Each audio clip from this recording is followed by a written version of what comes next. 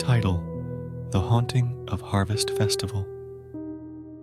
The air was thick with anticipation as the small town of Willow Creek prepared for its annual Harvest Festival.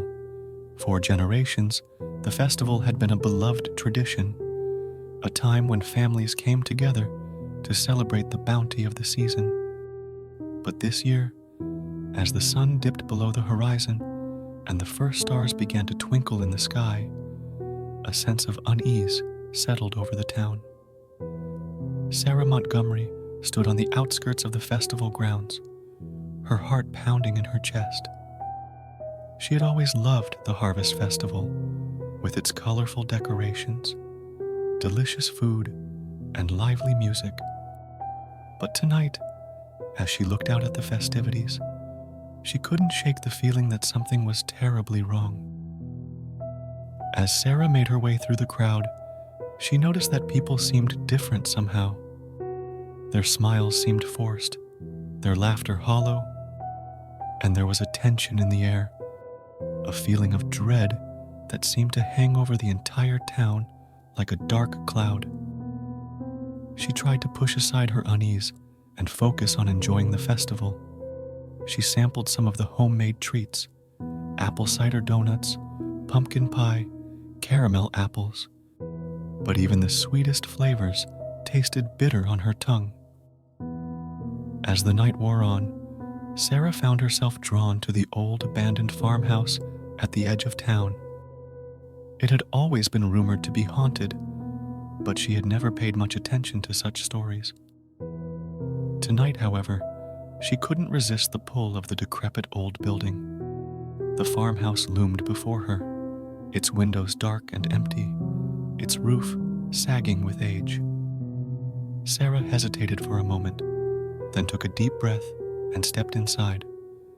The air inside the farmhouse was cold and musty, thick with the smell of dust and decay.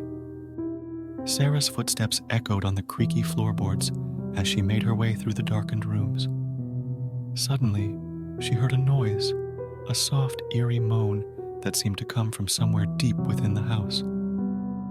Sarah froze, her heart pounding in her chest. "Is someone there?" she called out, her voice trembling. There was no answer, only silence.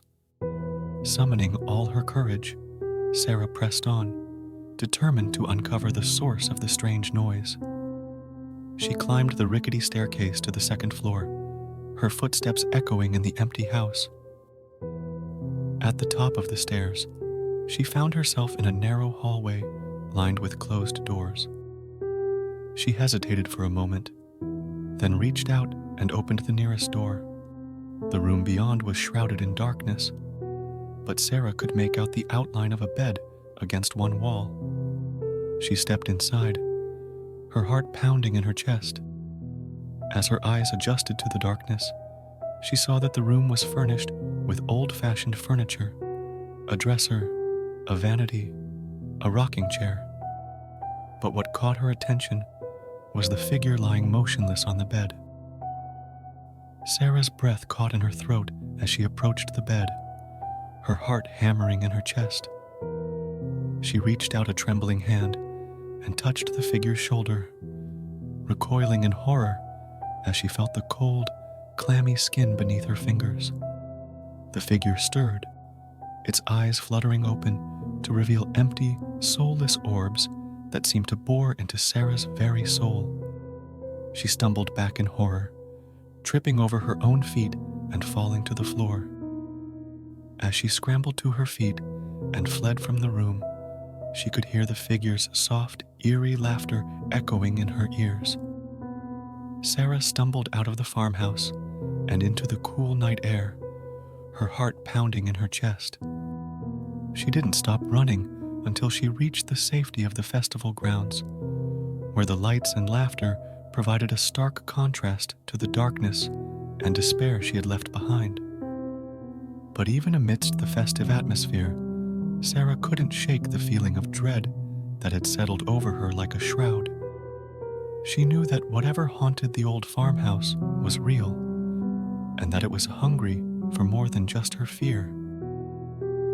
As the night wore on, the atmosphere at the festival grew increasingly tense. People whispered in hushed tones, casting fearful glances at the old farmhouse looming in the distance. And when a blood-curdling scream pierced the night air, panic erupted among the crowd. Sarah's heart pounded in her chest as she pushed her way through the panicked throng, her mind racing with fear and uncertainty. She had to do something to stop whatever was happening at the farmhouse before it was too late. With a sense of grim determination, Sarah made her way back to the old farmhouse, her heart pounding in her chest.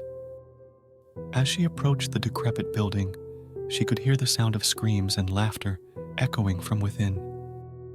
Summoning all her courage, she pushed open the door and stepped inside. The scene that greeted her was like something out of a nightmare. The farmhouse was filled with ghostly apparitions, their eyes glowing with malevolent light as they danced and cavorted in the darkness. Sarah's blood ran cold as she realized that these were the spirits of the dead, trapped in this world by some dark and terrible force. And at the center of it all stood the figure from the bed, its empty eyes fixed on her with an intensity that sent a shiver down her spine. With a cry of horror, Sarah turned and fled from the farmhouse, her heart pounding in her chest. She didn't stop running until she had put as much distance as possible between herself and the haunted building. As she caught her breath and tried to make sense of what she had seen, Sarah realized that the Harvest Festival was no longer a time of celebration, but a night of terror and despair. And as long as the dark force that haunted the old farmhouse remained unchecked, there would be no escape from the nightmare that had descended upon Willow Creek. With a heavy heart, Sarah knew that she was the only one who could put an end to the horror that had engulfed her town. And with that thought burning in her mind, she set off into the night, determined to confront the evil that lurked in the shadows and reclaim the Harvest Festival from its clutches once and for all.